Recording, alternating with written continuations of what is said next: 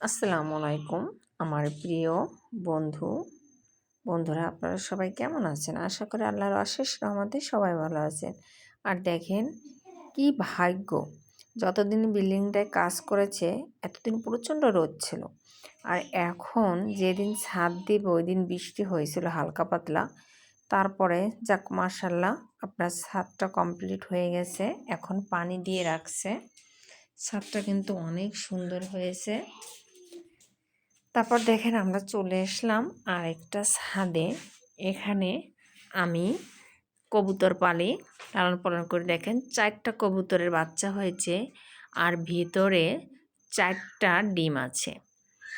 এখন এই কবুতরে ডাকাডাকি করে, জানতেই পারি না যে ভিতরে কবুতরের বাচ্চা হয়েছে। দেখেন এই যে একটা বের হয়েছে, ওই যে আরও বের করতেছে আমার ভাইয়েরা, আর আমি এখানে পাজির মতন ভিডিও করতেছি।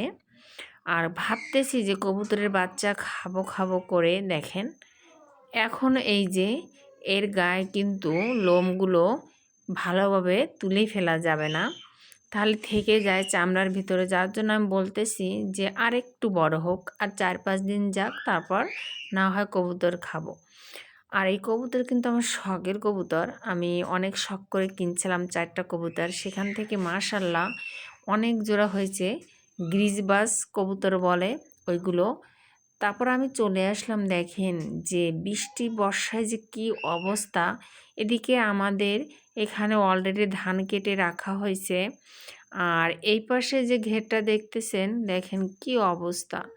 আমরা কিন্তু কেটে সঙ্গে সঙ্গে আনি না, কারণ 2 দিন রোদ খাওয়ায়ে তারপর খ্যারের জন্য রোদ্রে দিই। তারপর যখন শুকায় যায়, তারপর আমরা এখানে উঠিয়ে অটো দিয়ে মলি। আর এই পাশে ডান পাশে তো ধান ওটা উঠে গেছে, আমাদের তো খুব করুণ দশা। আর এদিকে আমি চলে আসলাম এই যে, আর আমার ছেলে তো আমার মেয়েকে নিয়ে অলরেডি আসতেছে সামনে। আর এই যে আমাদের সেই ঘরটা, আর এই ঘরে সে ধান তোলা হয়েছে। যাক, অনেক উপকার হইল। এই দেখেন ভিতরে ধান রাখা হয়েছে। আপনাদের সবার কেমন অবস্থা ফসল নিয়ে? আর কিষানের যে দাম 1200-1300 টাকা, সকাল 8টা থেকে বিকাল 4টা পর্যন্ত। যাই হোক, আমরা ফকিরহাট থেকে কিষান এনে এই ঘরে থাকতে দিলাম। আর এখানে যে ধান তুলে রাখা হয়েছে, রোদ হলে নিয়ে যাওয়া হবে বাড়িতে। যাই হোক, ভেজে নাই, এই হচ্ছে বেশ করার। দেখেন একটা কুকুর অলরেডি আপনার মুরগির বাচ্চা নিয়ে দৌড়ে চলে যাচ্ছে, বড় একটা মুরগি নিয়ে। আর আমি তো এখানে আসছি যে কি অবস্থা আমাদের। আজ এখানে 2 দিন বৃষ্টি, ফসলের ভীষণ ক্ষতি হয়ে যাচ্ছে। 7 তারিখ নাকি বড় বৃষ্টি হবে। ভাবছিলাম তার আগে আমরা যেন ধানগুলো উঠায় নিতে পারি। তার আগেই দেখেন যে কি অবস্থা। আর এখানে যে একজন আছে লোক, শুয়েই আছে, এখানে খাট তৈরি করে দেওয়া হয়েছে।